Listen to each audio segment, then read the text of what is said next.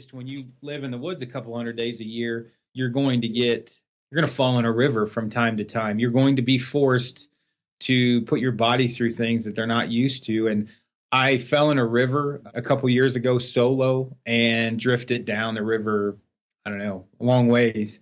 And luckily enough, I unclipped my pack on the way, just obviously so I didn't die. Mm-hmm. Freezing cold, there was ice in the river. I had to go find my pack. And literally at that point, everything was pretty much wet. And I was forced to build a fire, strip down naked, built the heat wall that you'll see in movies sometimes, and people don't know what they're doing.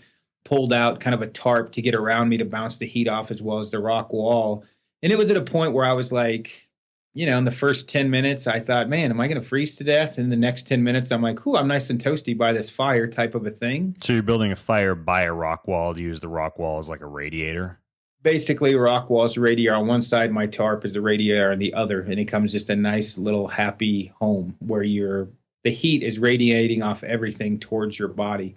Something you learn in survival school, and something you don't generally need to apply very often. That was one instance. I pissed out a kidney stone. How'd you fall into a river in the first place? Crossing a log. Oh, okay. River swells up in the springtime, and right.